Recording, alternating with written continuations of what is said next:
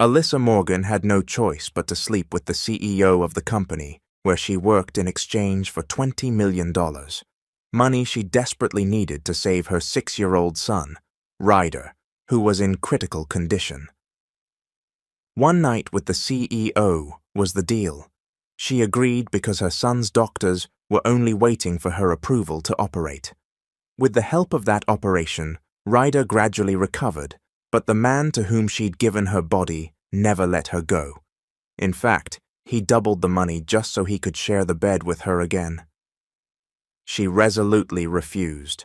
Another reason, the CEO insisted, was that she resembled his deceased wife. Were these coincidences, or was the past forcing itself back into the present? "Ms. Morgan, your son's improvement is looking better each day," the doctor told her, smiling. "It probably won't be long until he wakes up." Alyssa smiled back and shook the doctor's hand. Her 6-year-old Ryder had developed bone cancer far too young, but by the grace of God, he was slowly recovering from the operation. "Thank you so much, doctor," she said, her eyes moist with gratitude. The doctor nodded. He knew the lengths she had gone to in order to save her son, especially since they had no wealth to speak of. Bone marrow transplants cost a fortune, but Alyssa had still found a way.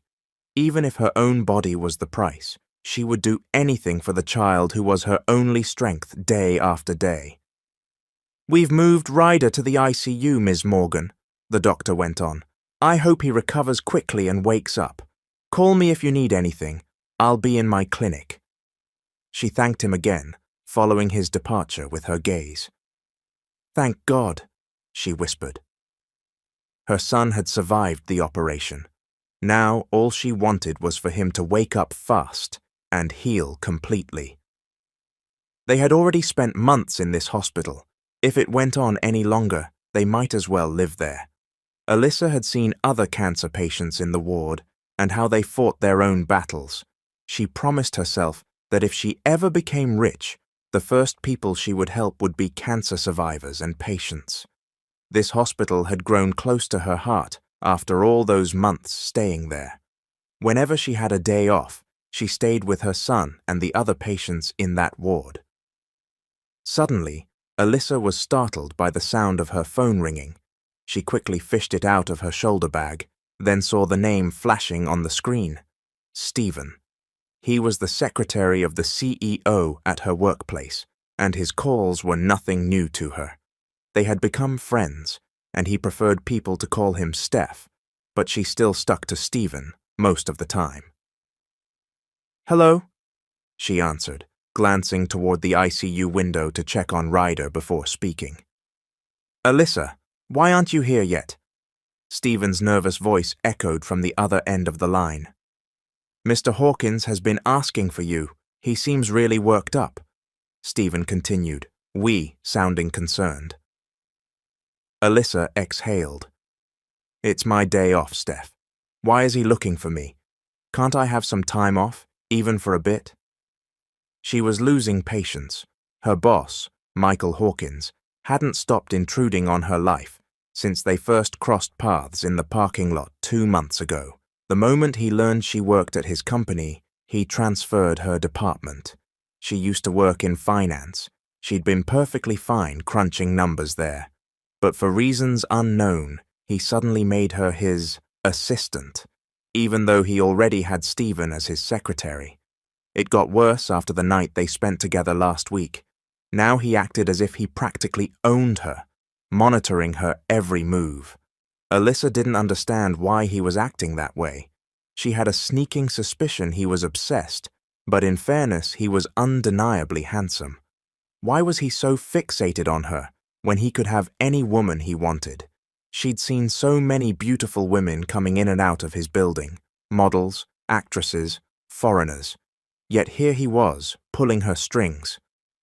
"Alyssa, he said it's important, and he wants you in his office now," Stephen insisted.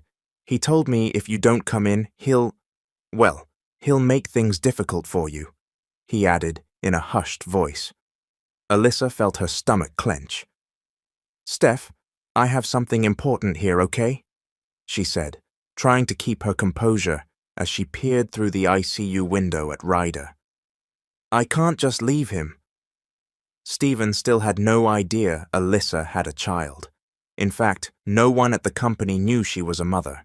She wasn't the type to share her personal life. What was there to say?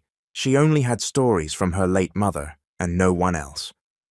If her mother had still been alive, at least Alyssa wouldn't be on her own at times like this. Please, Steph, help me figure this out. I can't just walk away. She didn't wait for Stephen's reply. She hung up and turned off her phone so no more calls could come through. Then she went into the ICU, putting on a gown, mask, cap, and booties. She moved to her child's side. Ryder, baby, she murmured tearfully. Mommy's here. Wake up, sweetheart. She clasped his limp little hand, fighting the sadness that flooded her. Her once energetic little boy had become so thin, with dark circles under his eyes. He'd lost all his hair. It shattered her heart every single day. You have to get better, baby, she whispered, placing a gentle kiss on Ryder's forehead. Mommy won't ever leave you. She was still standing outside the CEO's office when she heard a commotion inside. She raised her hand to knock, but stopped when she heard Stephen's voice. She froze, listening to him. Yes, sir. Right away, sir, came Stephen's reply, and then he practically bolted from the office like he was running from a lion. When he spotted Alyssa, he looked relieved. Oh, thank heavens! My savior! Stephen exclaimed, voice trembling. Alyssa, go in there. Hurry. I swear if he doesn't see you, he'll have my head on a platter. Go! He pushed her toward the door. He's like the devil today, minus the horns. If it weren't for the high salary, I'd have quit already, he whispered, frantically gesturing for her to enter. Then he slammed the door behind her from the outside, leaving her completely alone with Michael Hawkins. Alyssa felt her heart jump. She turned and realized the door was now closed. Darn it, she muttered. Across the room, Michael stood by the floor-to-ceiling glass wall, hands in his pockets. From there, one could see the towering skyscrapers of Chicago. His building was 80 stories high, surrounded by other nearly as tall buildings. He was tall, fit, with a body honed from the gym, no doubt. Why are you only here now? His baritone voice resounded in the silent room, though he still faced the glass. Alyssa knew he could see her reflection behind him. She felt nervous, but she spoke up. I had the day off yesterday, sir, she said quietly, bowing her head. She noticed him turn around, his steps deliberate, his expression unreadable. Look at me when I'm talking to you, Ms. Morgan, Michael ordered. She stood straight and met his gaze, her own eyes widening a bit. He was so handsome, especially with that faint stubble he apparently forgot to shave. But there was something unsettling about how he stared at her. She couldn't explain it. Her heart pounded madly whenever they locked eyes. I told you to come here yesterday, Michael said. What was so important that you forgot about your work? Alyssa clenched her hands. Sir, it was my day off, she replied in a calmer voice. Do you not understand what a day off is, sir? Or do you want me to live in your office so you can keep an eye on me? Is that what you want? She instantly regretted her outburst, but she was annoyed that he acted as though she had committed a crime. Surprisingly, Michael's reaction was subdued. Yes, I guess so, he responded. She gaped at him. She hadn't expected that answer. His lips tilted into a smile. Earlier he'd looked ready to throw her out a window. She was too stunned to speak. What? She managed. Oh, good. You're still alive and intact. Thank goodness he didn't skin you alive. Stephen teased an hour or so later, spotting Alyssa as she made her way to the cafeteria for lunch. She was pinching pennies now, more than ever. She was still uncertain how many more hospital bills Ryder would have. She and Stephen ate together at one of the tables. He'd gotten a bacon cheeseburger and a small salad, while Alyssa chose meatloaf and mashed potatoes. She had water with her to save money. "At least I came out of his office in one piece," she joked, taking a bite of her food. Stephen sat across from her. "You have no idea what I've gone through. Yesterday he was in such a foul mood. He nearly fought everyone he ran into and kept telling me to call you. But apparently your phone was off, so he let me have it." Stephen grumbled, rolling his eyes. They talked while eating, mostly about work. After they finished, they lingered a bit before deciding to return to the office since it was almost 1 o'clock. Michael was a complete perfectionist about punctuality. They were chatting and laughing down the hallway when Stephen abruptly leaned closer to Alyssa. "I have a confession. I find our boss kind of hot," he said, glancing around as if sharing a secret. "But he's too grumpy. Does he ever stop scowling?" Alyssa shrugged, trying to appear nonchalant. She didn't like to gossip about her personal feelings. "He's not my type," she said. "He's handsome, sure, but he's always on edge. He's angry at the world for no reason." "Really?" asked a deep voice behind them. Both turned and froze. Michael was standing there, arms crossed. Stephen backed away nervously. Alyssa didn't speak. Her mind raced. Great, he just overheard me calling him angry. Michael's gaze lingered. Finally, he walked past them, as though he couldn't be bothered. Alyssa felt embarrassed. Moments later, he said curtly, "You're coming with me to Florida." She turned, startled. "Why, sir?" "It's a business trip," he responded shortly. But Stephen is your secretary, sir," she argued, glancing at Stephen. "I want you there, no one else." Michael's tone was final. "No more excuses, and you can't refuse. Our flight is booked for this afternoon." Alyssa opened her mouth to respond, but he'd already walked off toward his office. She stood there in the corridor, dumbfounded. She had a son in the hospital, who still hadn't fully awakened. How could she possibly leave? "Alyssa," Michael called from his office door, snapping her out of her haze. She followed him, tense with worry. "Sir," she began as soon as the door closed, "maybe someone else can go." "I'm only your assistant." He stared at her so intently that she stopped talking. "It's just 2 days," he explained, "and you've been at the company long enough to know the ins and outs of our finance department." His eyes trailed over her, making her feel uneasy. She swallowed hard. She could sense a different hunger behind his gaze.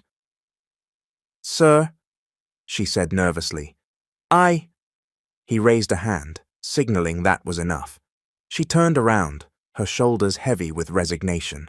She felt dread at the thought of leaving her sick child. Alyssa returned to her desk, separated from Michael's by a glass wall that allowed him to see her every move. She tried to focus on the financial spreadsheets he'd asked her to finalize. Her phone buzzed in the middle of her work. She glanced quickly at Michael to be sure he wasn't paying attention. He was buried in his laptop. She slipped out of the office to answer. "Hello, Kayla." She used an upbeat tone despite the anxiety racking her chest. Kayla was the live-in caregiver she'd hired to watch Ryder when Alyssa couldn't be in the hospital. Kayla was from out of state, 23, and eager for a job to help her own parents. It was an extra expense for Alyssa, but she had no family to rely on. "Alyssa," Kayla said excitedly, "Ryder's pinky finger moved. I really think he's about to wake up." Alyssa felt tears of joy brimming. "Oh, thank goodness," she murmured. "Watch him closely, okay? Don't look away for a moment. This is so important." "Yes, ma'am, I'll stay with him. Don't worry." Alyssa gave a few more instructions before Stephen poked his head out of the nearby office door. "Alyssa," he whispered, "Mr. Hawkins is asking for you again." She quickly ended the call. "Okay, Kayla, text me if anything changes," she said. Then she hung up, took a deep breath, and went back inside. Michael looked at her the moment she entered. "Let's go," he said flatly. Her eyes darted to the clock on the wall. It was only 1:27. "Sir, I don't have any clothes to bring. Can't I at least—" "Don't worry." He cut her off. "I've already handled everything. We need to leave now." She looked at Stephen, who smirked mischievously, as if to say, "Good luck." She frowned. "Yes, sir," she murmured, grabbing her purse. A short while later, they reached the building lobby, where one of Michael's employees was waiting with 2 suitcases. "Load them," Michael instructed the man. Alyssa guessed one of them was meant for her. She tried to pull it herself, but Michael's hand stopped her. The brief touch was electric. It brought back those memories she kept forcing out of her head. Memories of a certain night. She jerked her gaze away. "I'll take care of it," he said firmly. At the airport, a sleek black car was waiting to whisk them to the hotel. Michael spent most of the flight on his phone. Alyssa, meanwhile, sat quietly, her thoughts fixed on Ryder.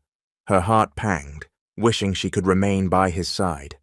By the time they landed in Florida, another car was already on standby. The driver wore a crisp shirt embroidered with the name of a luxurious resort. They drove along the coastline.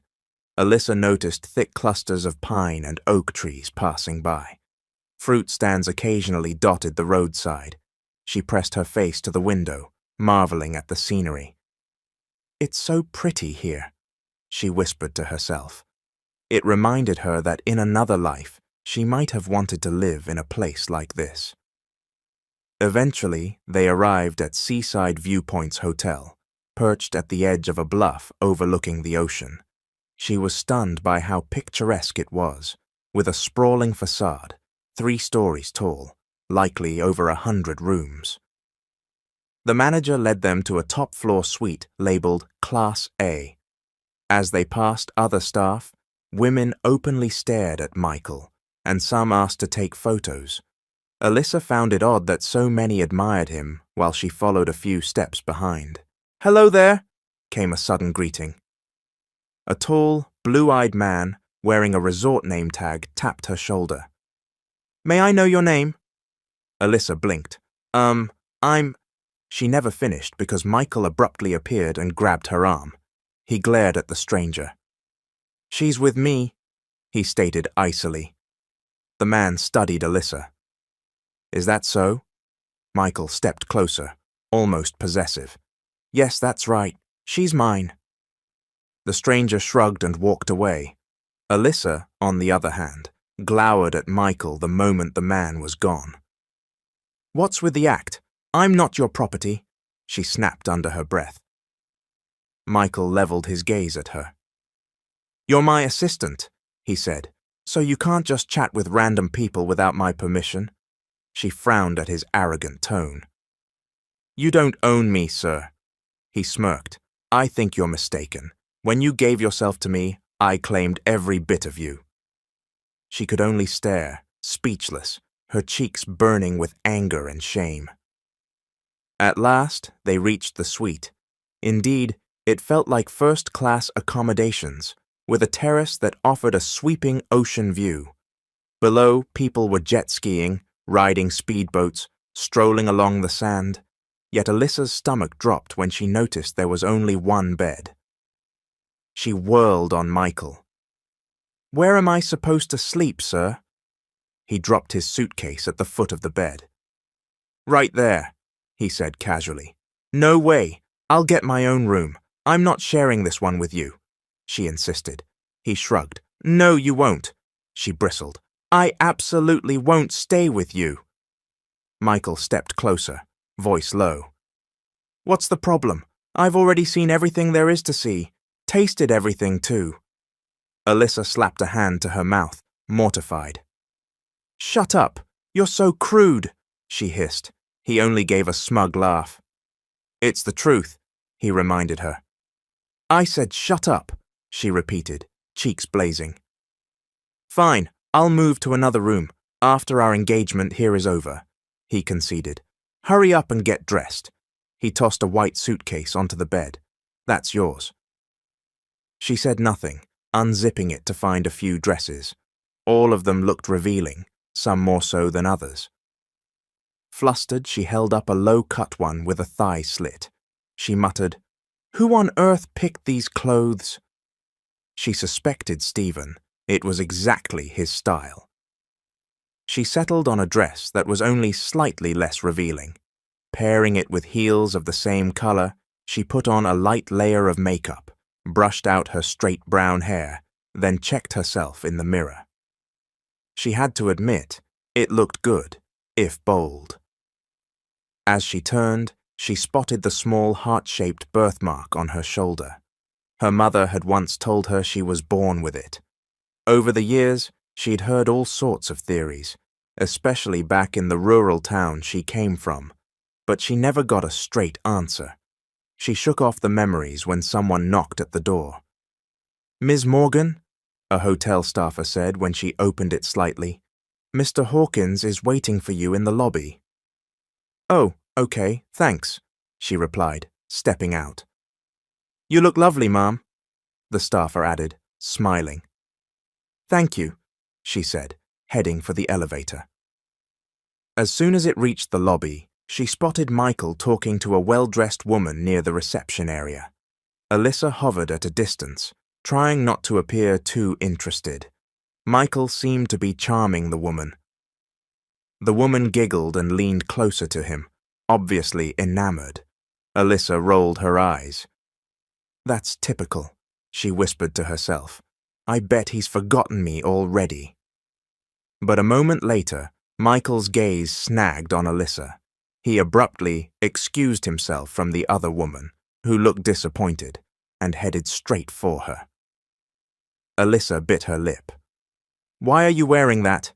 he asked bluntly, pulling a handkerchief from his pocket and dabbing at her forehead and neck. "It's air-conditioned here," she complained. "Are you implying I'm sweating from jealousy or something?" Michael ignored the question. "Didn't you have any other dresses?" She lifted her chin. "You think I'd choose this if I had another? Stephen must have packed these skimpy outfits." Michael simply watched her. "By the way, you look stunning." She only rolled her eyes in response and walked past him. The driver was waiting outside. She assumed they were heading to some event. He didn't speak much in the car. Instead, Michael tapped away on his phone.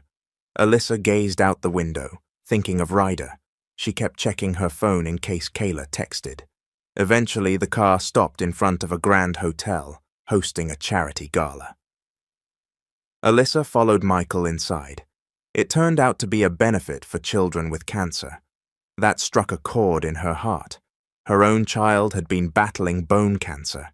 It explained why the place was filled with donors, awarding ceremonies, and people in glamorous attire. She watched from the sidelines as the opening ceremony began. Michael mingled with important figures. She spotted him speaking to one of the event organizers, so she slipped away discreetly, seeing a chance to call Kayla. "How is Ryder?" she asked when Kayla picked up. "Ma'am, he's actually stirring. He opened his eyes a little earlier. He's going back to sleep, but the doctor says he might fully wake soon," Kayla said. Alyssa's eyes filled with happy tears. She wanted to jump for joy. "Thank you, Kayla. Stay close to him, give him what the doctor recommends, and call me if he wakes up again. Tell him Mommy loves him very much." Before Kayla could say more, Alyssa heard a familiar voice behind her. "Who's Ryder?"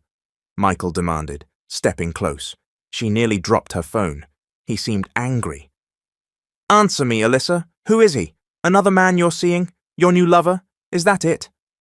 She stared at him in disbelief. "What are you talking about?" Michael spun on his heels.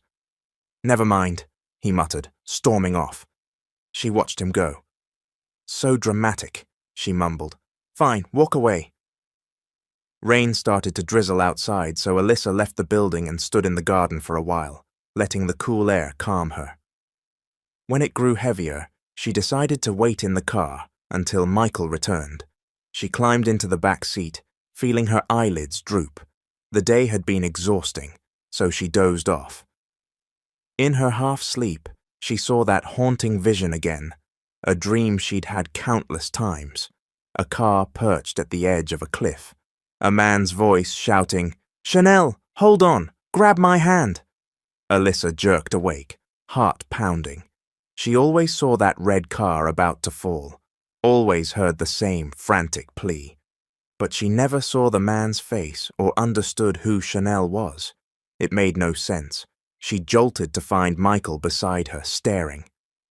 "Are you okay?" he asked, uncharacteristically soft. "What time is it?" she mumbled instead. He didn't answer, simply tapped the driver's shoulder to start the car. Moments later, they were on their way back to the hotel. The ride was quiet. Michael barely looked at her, focusing on his phone like he was searching for something. By the time they reached their suite, it was late. Alyssa stepped inside, and Michael entered right behind, ordering room service for dinner. She slipped into the bathroom for a shower. The day's events weighed heavily on her. She couldn't stop thinking about Ryder, or that strange dream.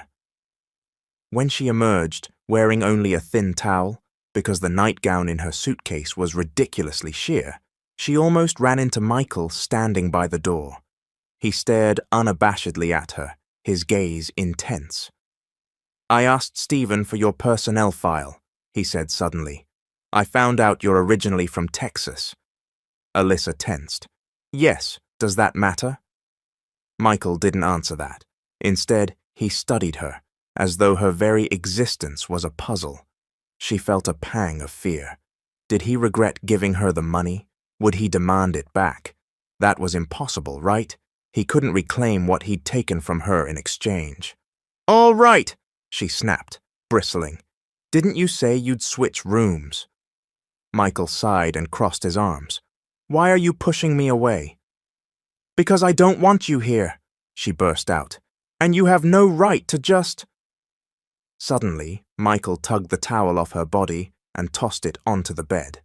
Alyssa gasped, arms flying to cover herself, but he pulled her forward, pinning her to his chest. "Listen," he said in a deep voice. "I'm in charge here, so if I want to stay, I'll stay. And if I want you beside me, you'll be right here. Now if you keep snapping at me, I'm going to lose control." She was too shocked to speak. He slammed the bathroom door shut, leaving her standing there trembling from adrenaline.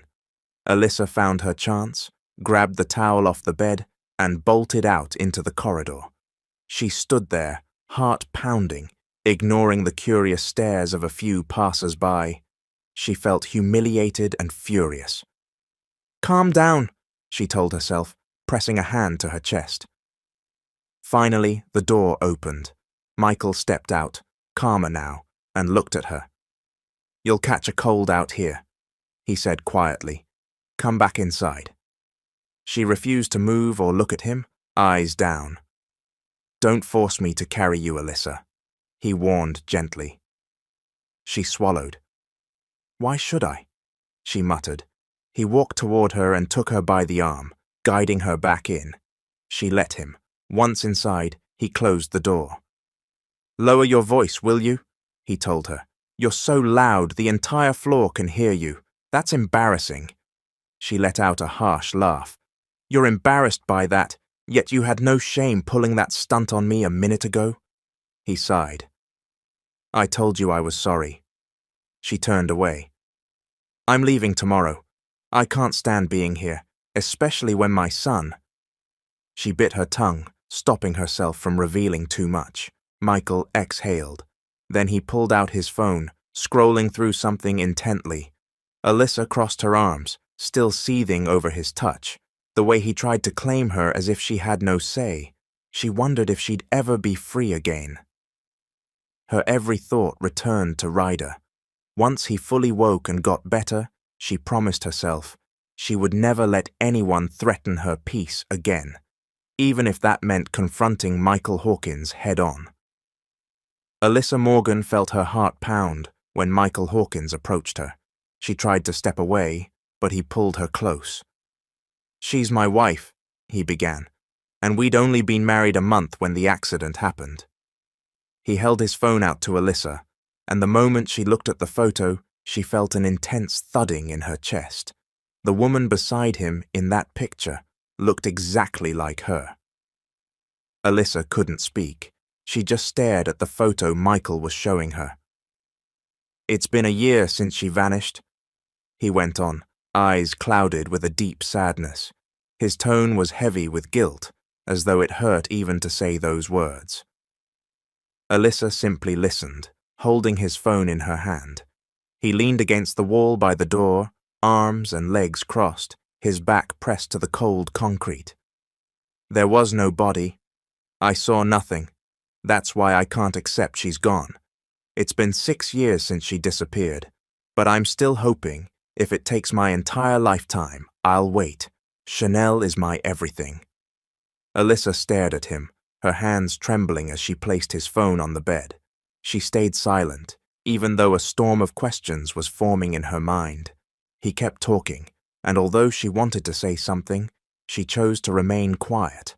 Her heart pounded with inexplicable fear, maybe from what he was telling her, or perhaps because some part of her wondered if she herself was this Chanel. But no, she told herself over and over, it couldn't be. That was impossible. Michael only fell silent when the dinner he had ordered finally arrived. He stood and discreetly wiped his eyes. Seeing him do that made Alyssa's own heart feel like it was being squeezed. The boss she'd always thought of as sly, haughty, and hot-tempered actually carried a long-standing pain inside. He was hiding grief he'd kept for a very long time. They ate dinner together without speaking. Alyssa was starving. She hadn't eaten since arriving in Florida. After dinner, Michael left quietly, saying he was going to get another room. He seemed hesitant to go, as if waiting for Alyssa to stop him, but she didn't say a word.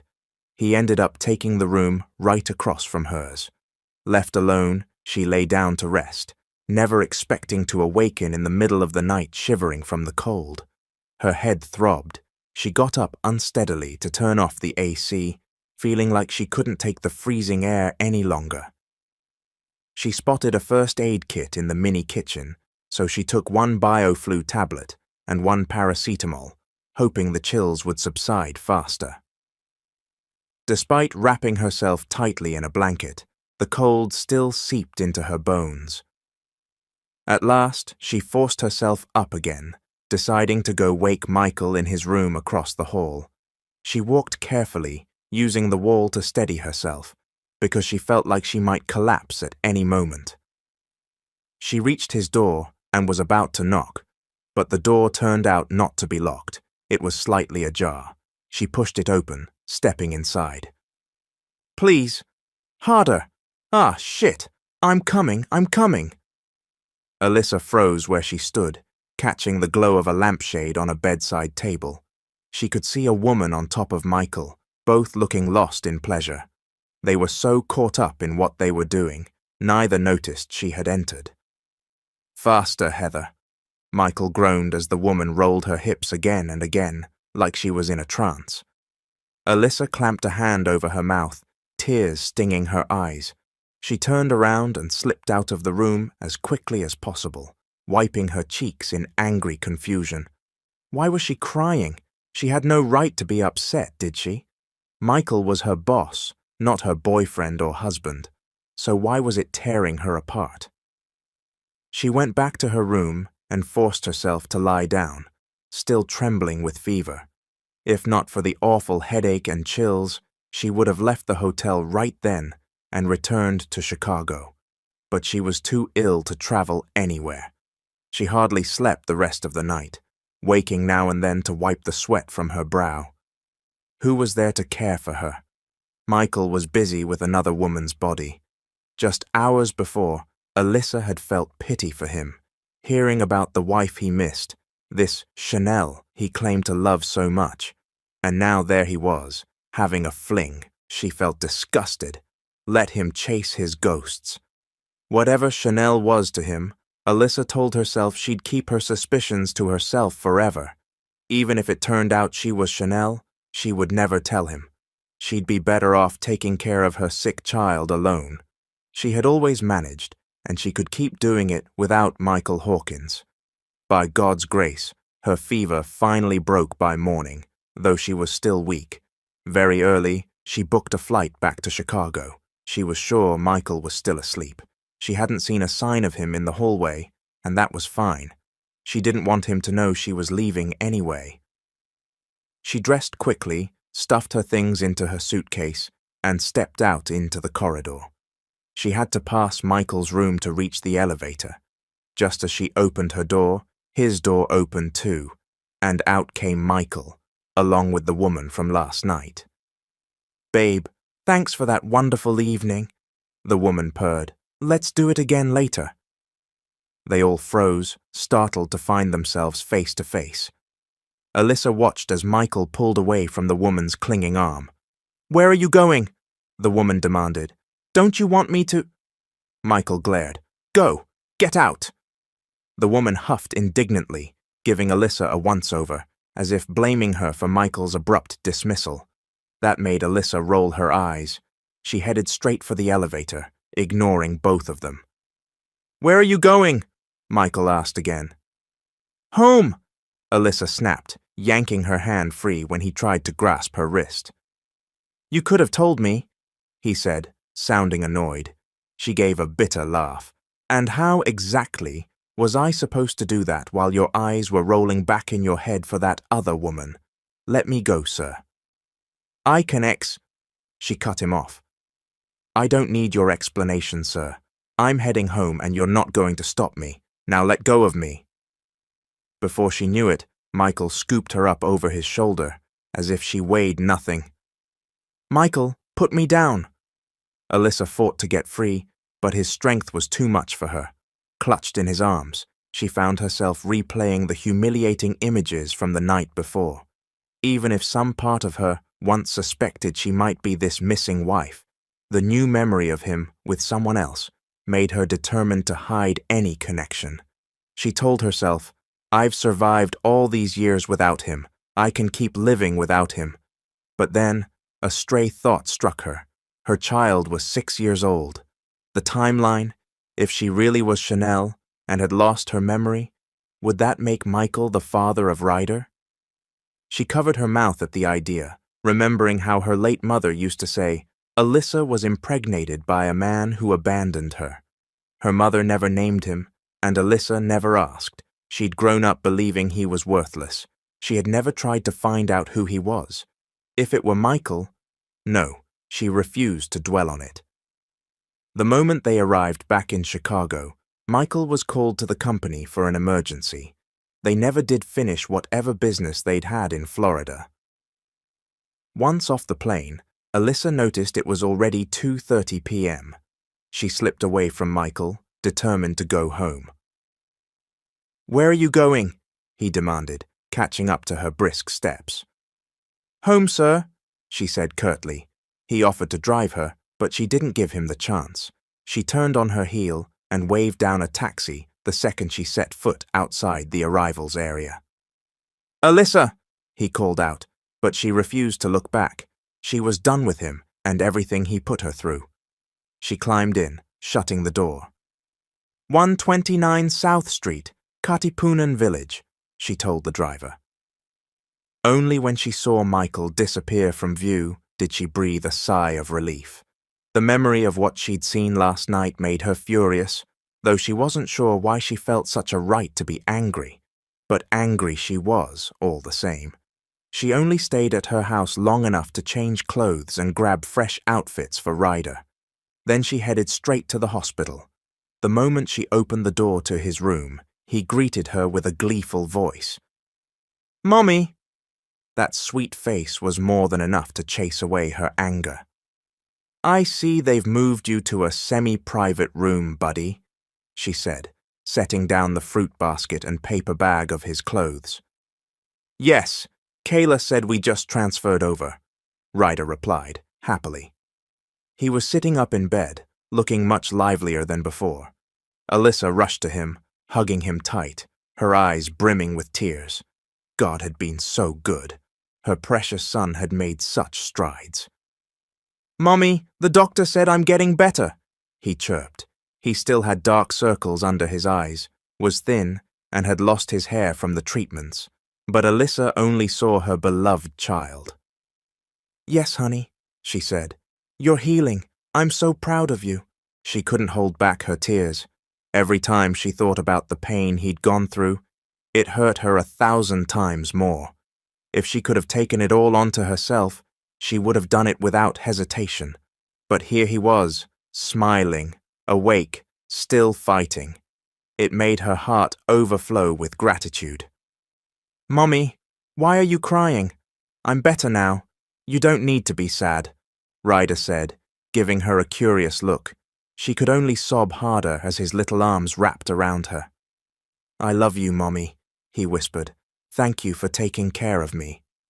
"I love you too, my baby," she said, pressing a gentle kiss to his forehead. "Get all better so we can finally go home." In the weeks that followed, Alyssa's routine was simple. Work by day, hospital by night. Kayla would watch Ryder during the day, and Alyssa would relieve her in the evenings. She'd grown close to other young cancer patients in the ward, and often read them storybooks on her days off. It was so rewarding to see their smiles. Through all of it, she tried her hardest to forget Michael Hawkins, to block out the pain and confusion he brought her.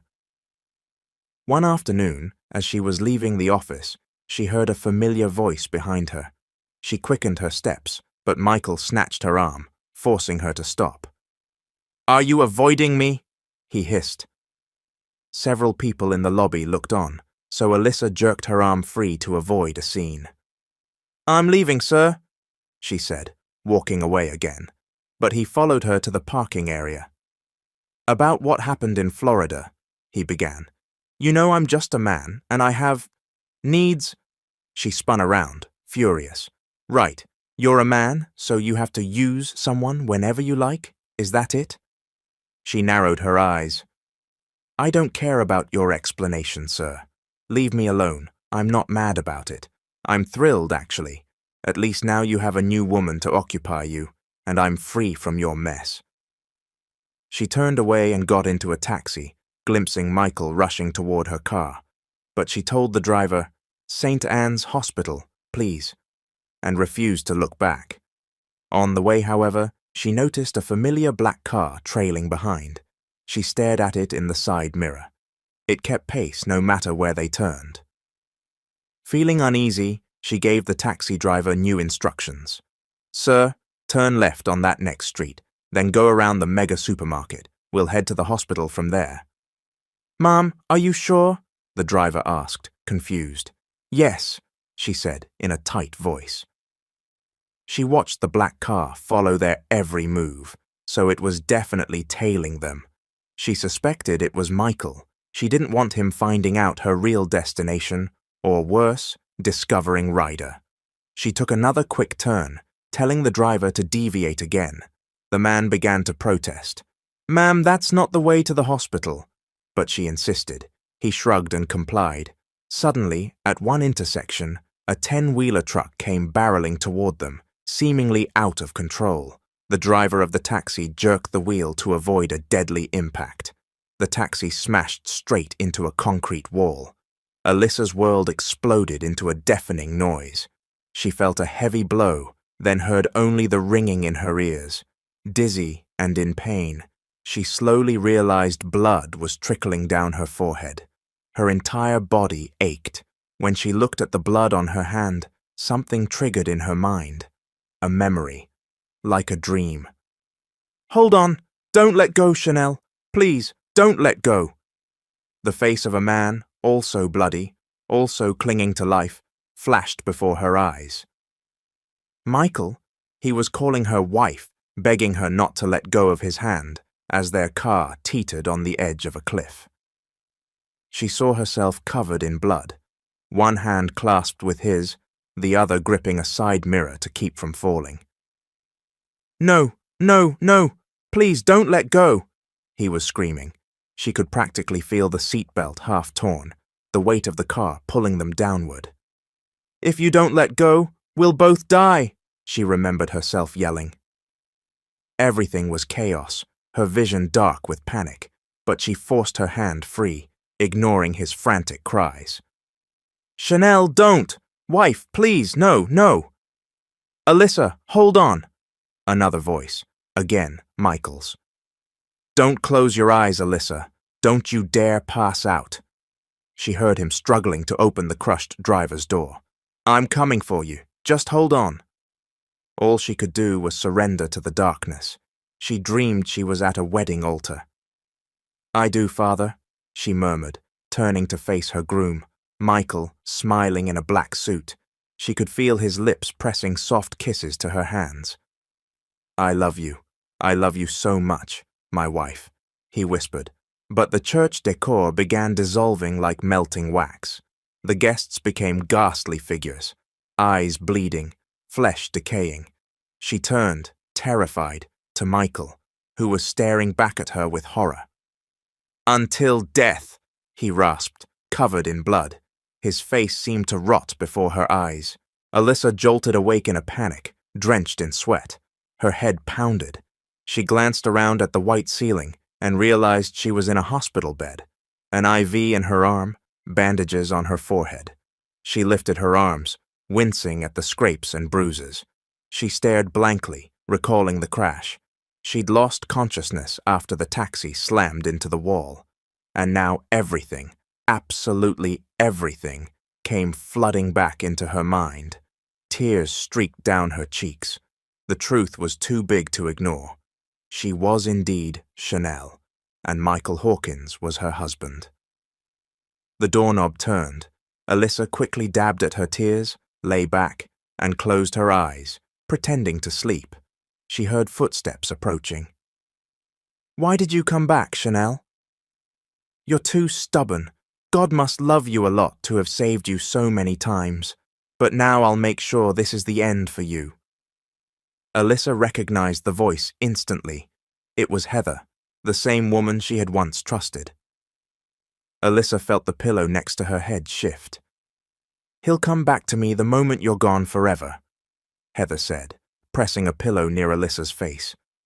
Alyssa snapped her eyes open and grabbed Heather's wrists before the pillow could smother her. She shoved with all her strength, sending Heather stumbling. "I knew it! You caused that accident 6 years ago, Heather," Alyssa shouted, her fury overriding the pain in her head and body. Heather glowered. "Oh, so you remember now. I thought you were just some nobody Michael met in Florida. Turns out you really are her, my best friend." Heather sneered at the last 2 words. "I guess your head injury made you remember everything. But it's too late now because I'm pregnant with Michael's baby." Alyssa's heart lurched. Did that mean Heather and Michael had been sleeping together all this time? Alyssa felt tears threaten to fall, but she forced them back, refusing to appear weak. "Even if you are Chanel," Heather continued, "you have no power here. I won't let you destroy my relationship with him." She laughed just as the door swung open. Immediately, Heather placed the pillow back by Alyssa's side and tried to act innocent. "Heather, what are you doing here?" Michael asked, suspicious. He saw the pillow in her hands. Heather hurriedly put it down on Alyssa's bed and mustered a smile. "Here, I was just helping her get comfortable." Alyssa glared. "Get out," she said icily. "Tell your girlfriend to leave." Heather pouted. "Babe, come on, I just got here. I have good news." "Not now, Heather," Michael muttered. "But babe, I just wanted to get a checkup, and then I saw you here, so—" "I said leave." He shoved Heather toward the door. "Babe, I'm pregnant, and you're the father," Heather cried out. Michael froze, glancing at Alyssa. Alyssa looked away, her heart in pieces. "Both of you, get out," she ordered. She stood, despite her throbbing head, and corralled them out before slamming the door behind them. The moment she was alone, she burst into tears, feeling her heart rip apart. Everything was rushing back, along with the memory of seeing him in bed with Heather in Florida. She pressed a hand to her chest, hurting so badly she could hardly breathe. An hour passed before Michael came back. Alyssa was on the phone with Kayla, checking on Ryder. She ended the call the instant he entered and tried to compose herself. She spotted her bags on the sofa. Maybe a nurse had brought them up.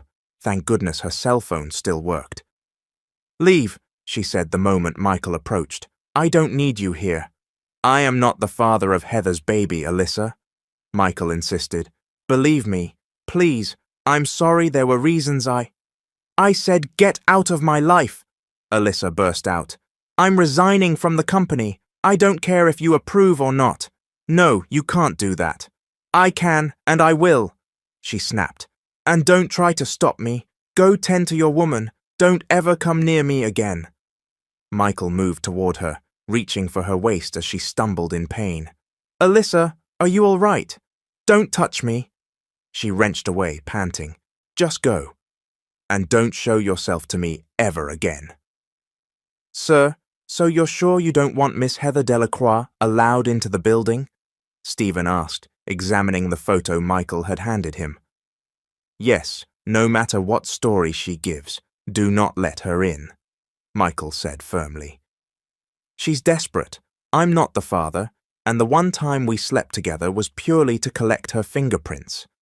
I know that sounds crazy, Stephen, but she may have caused the car accident 6 years ago. I had to confirm it was her. She's been scheming all this time." "Understood, sir," Stephen answered. Michael dismissed him, then slumped in his office chair, massaging his temples. He wanted to see Alyssa, to talk, but she was furious with him. He feared upsetting her further. He'd only just learned, without question, that she was indeed his wife, Chanel. The hospital records after her recent accident confirmed it, but she refused to listen, and in her fragile condition, he didn't want to push her too far. Just then, the door opened. "Hey, cousin, you look like you've got the weight of the world on your shoulders." It was Randall, his relative. Randall plopped down in a chair near Michael's desk. "What brings you here?" Michael asked. Randall grinned. "Don't you miss me? I heard Heather's causing trouble again." Michael trusted Randall more than anyone else.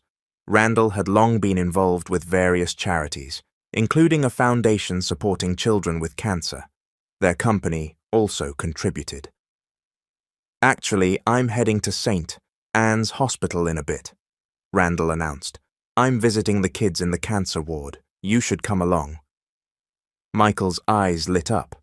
That was where Alyssa was confined after the crash, and where she was also taking care of her own child. He'd learned that her son, Ryder, was indeed their son, though Alyssa refused to confirm it. "All right," Michael agreed. "Let's go." A short while later, they arrived at St. Anne's Hospital. The director explained how many child cancer patients were admitted there. Then they headed straight for the ward. The director paused outside one door, left ajar. "This is the children's play area, so they can try to forget their illness for a bit and just have fun," he said.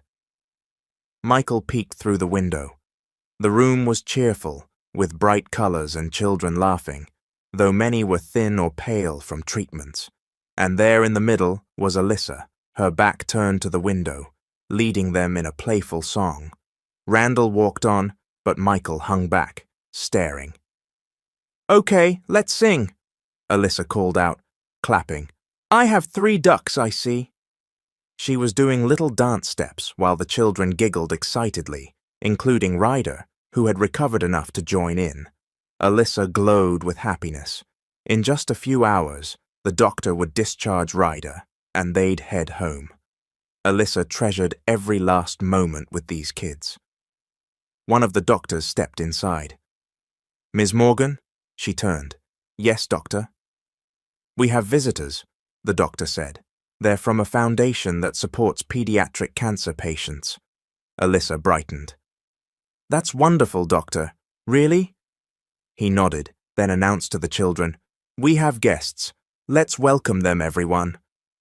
In unison, the kids chanted, "Good afternoon. Welcome to St. Anne's Hospital." Alyssa scanned the group of visitors stepping inside. She counted 5. Then another figure stepped in behind them, and her heart nearly stopped. Michael. She froze when he walked right up to her. Her mind whirled. She didn't want Michael to notice Ryder. Ryder was still in the room, chatting with the other guests. She prayed he'd stay busy. "Why are you still here?" Michael murmured. His voice made Alyssa's stomach clench. She couldn't look at him. "I came with Randall," Michael continued. "Remember him? My cousin? Chanel." The moment he said, "Chanel," she flinched. Did he know for certain she was Chanel? Or was he still guessing based on her birthmark? Alyssa seized the chance to slip outside, texting Kayla to keep Ryder occupied. She couldn't let Michael approach Ryder. One look at the boy's features would reveal everything. As soon as she stepped into the hallway, Michael followed. "Here," he said, pulling a folded paper from his pocket. "It's your DNA and Chanel's DNA, an exact match." He showed it to her. She snatched it away, glanced at the results, then crumpled it and threw it at him. "Not true," she spat. "You're clinging to some fantasy. You already have Heather. Why not focus on her?" "I am not the father of that child, Alyssa," Michael insisted. "I only slept with her that one time." She gave a harsh laugh, cutting him off. She wasn't about to let him know how painfully jealous she'd been, or how the memory of him and Heather still tore her heart. "If I told you my memories are back, would it change anything, Michael?" "Huh?" she shouted, drawing stares from people passing by. "No, it wouldn't bring back the life I lost, or erase the pain you caused me. So just go away. Let me live in peace with my child, so I can forget the fact that I'm supposed to be your wife. The same wife whose so-called best friend you happily slept with." Michael bowed his head. "Okay," he said quietly, turning to leave. But somehow that small, broken "okay" made Alyssa feel even worse. Part of her wanted to run after him and take it all back, but she forced herself to stand still, watching him walk away. "Hey, dude, wait up!" Randall called, hurrying after Michael. Once they disappeared through the hospital exit, Alyssa finally let herself wipe her tears. She wondered if she'd gone too far, but then again, she was deeply hurt. Heading back to the play area, she noticed a commotion. People were rushing outside, looking panicked. "What's happening?" she asked. "There's a man threatening to jump. He says if his wife won't forgive him, he'd rather die," one woman yelled, racing off. Alyssa's blood ran cold. It had to be Michael. "Kayla, stay with Ryder," she said quickly. "Don't let him out, no matter what." Then she sprinted toward the exit. Her tears blurred her vision. "If this is you, Michael, I swear I'll wring your neck," she muttered through gritted teeth, half terrified, half furious. Outside, she found a crowd at a 3-story building across from the hospital. Police, firefighters, and rescue teams stood ready below. Sure enough, at the top, perched on the edge of the roof, was Michael. Heart hammering, she rushed across the street. "Miss, where do you think you're going?" a police officer demanded, blocking her. "That man is my husband," she declared. "If you want to save that idiot, let me go up there." "Wait, you're Chanel, right?" the officer asked. "Yes, I am," Alyssa lied without hesitation. "Now let me through." "All right," he said. "2 of my men will go with—" But Alyssa didn't wait for details. She bolted past him, tore through the corridors, and took the stairs to the roof. By the time she emerged at the rooftop door, she was gasping for air. There was Michael, 1 foot on the ledge, the other on top of the low concrete wall. At the sound of the door opening, he turned. Seeing her, he stood all the way onto the wall, balancing precariously. "Michael, what are you doing?" Alyssa cried, terrified. The courage she'd felt a second ago vanished, replaced by absolute dread. "You told me to disappear," he said softly, arms half raised, as though to let himself fall. "And I am." "No, please, no," she begged, stepping forward. I was angry, okay? I didn't really mean it. I'm sorry. Please come down. You said it loud and clear, Michael retorted, voice strained. I'm granting your wish. Michael, please, Alyssa sobbed. I'm sorry. I didn't mean it. I'll forgive you, okay? Just don't do this. He looked over his shoulder. What did you say? I forgive you, she repeated, tears streaming down her face, her vision blurred. Please come down. But you don't love me. What's the point of living if you hate me? He asked hoarsely. I love you, Alyssa shouted, voice trembling. I love you, Michael. I love you so much. Come down, please. You don't have to. Are you sure? His eyes searched hers. If you're lying, yes, I love you, she yelled desperately, tears choking her. Please. The next thing she knew, he was off the ledge and in front of her, wrapping her in a tight hug.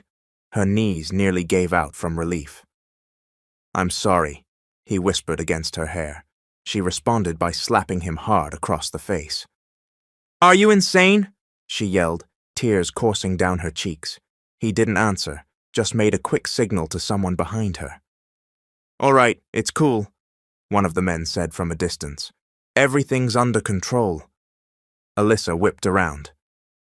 You planned this? She demanded, glaring at the small crowd on the roof. You made me cry like that, and it was all fake. She didn't get to finish because Michael sealed her mouth with a kiss. To her own shock, she found herself melting into it, thinking, if I resist, he might actually jump next time. Better to keep him alive. Once they were downstairs, he shook hands with the police chief, waiting by an ambulance. Stephen, who had arrived out of nowhere, handed out thick wads of money to the bystanders and rescue workers. All right, line up if you had a role in this scene, Stephen joked, smirking as Alyssa stormed off in frustration. Michael trailed after her, wearing a goofy grin. You're crazy, she muttered. No, I'm just addicted to you, he teased. Not long after, Heather finally faced the consequences of her actions.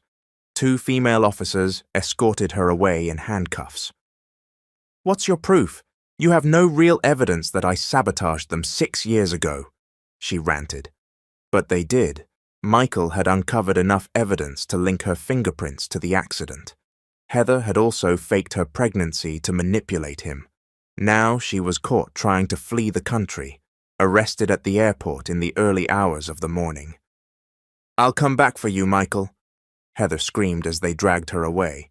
You'll be mine. I'll take you from that wife of yours. You belong to me. Her hysterical shrieks vanished into the station. Alyssa's heart still ached over everything that had happened years ago, but she knew it was time to move forward. Ryder was waiting in Michael's car outside. The boy hopped down and ran to his father, holding up a Rubik's Cube he'd solved in minutes. Daddy, look! Ryder beamed. Michael grinned. Good job, buddy. Didn't you say you wanted a bike? The boy nodded eagerly, recalling how, from the very first moment they met, he'd bonded with Michael. They shared so many interests, a love for biking, for puzzles. Alyssa felt a lump in her throat. She used to dream Ryder would have a father one day, and now he did. Of course we'll get that bike, Michael said, lifting Ryder despite the boy's protest. He insisted he was a big kid now. Michael turned to Alyssa. Thank you for bringing Ryder into my life, he said softly. Thank you for coming back. Alyssa felt her heart melt. Thank you for never giving up on me, she whispered. I love you, Michael, so much. He smiled, carefully putting Ryder into the back seat of the car. I love you too, Chanel, my wife. Oh, stop it, she teased, eyes misty. You probably want another baby already, don't you? Of course, he said, with an exaggerated wink. I want to add more little ones to our family. Alyssa laughed, remembering how devastated he'd been when she confessed the real reason she'd sold her body that night, to pay for Ryder's cancer treatment. Michael wept at the thought of what might have happened if he hadn't made her that offer. They both believed fate or divine intervention had guided them, despite the heartbreak along the way. Later that evening, Alyssa felt her own tears brimming again as she, Michael, and Ryder arrived at the Morgan family home, her adoptive parents' mansion. "My God, Alyssa, you're alive!" Her mom and dad rushed to greet her, tears of joy in their eyes. Michael hovered beside her, his arm around her waist, and Ryder clung to her leg. That night, they all shared a family dinner. Michael's parents were in Europe at the moment, but they were thrilled by the news and promised to fly back soon to meet their grandson. Everyone was overjoyed, especially the older generation. Michael said he wanted at least 6 kids, though Alyssa laughed, doubting whether he truly understood the whole process of pregnancy. Time passed, and everything began falling into place. Alyssa moved in with Michael, but she decided not to return to corporate work. 2 months along in her second pregnancy, she felt content staying home and devoting herself to motherhood. Meanwhile, Kayla remained as Ryder's nanny. He shuttled between doting grandparents and his parents' place. Life had transformed into a warm, supportive environment, a far cry from the lonely struggles Alyssa once faced. One lazy afternoon, Alyssa was curled on the couch. Michael was on his way out the door for a meeting. She grabbed his arm, tears threatening to fall again. "Stay here," she murmured. He gave her a lopsided grin. "But I have a meeting, wife." "Fine, meeting? Or me?" she teased, standing up and slipping the straps of her sundress from her shoulders. The wide-eyed look on his face made her giggle. "Well?" Speechless, Michael swallowed hard. "You're... wow." She gave him a mischievous smile. "Uh-huh. So?" She gave him a tiny push toward the bed. He landed there, still fully dressed. "Cancel your meeting, Hawkins," she teased. "Yes, ma'am," he replied, laughing as he reached to pull her closer. In the end, they planned to renew their vows once she gave birth. They wanted a real do-over, a chance to celebrate the love they both nearly lost. They'd only just discovered that sometimes fate tested them so brutally they barely survived. Yet they had survived, with the promise of a new and happier future, together.